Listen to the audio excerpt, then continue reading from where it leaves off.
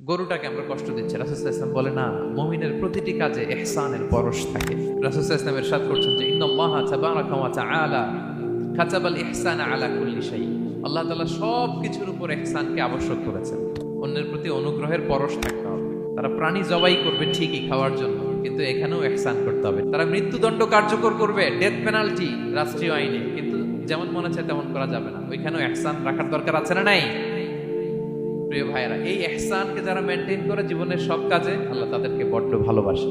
তো আমরা যেন সবাই সবার প্রতি ইহসান করি।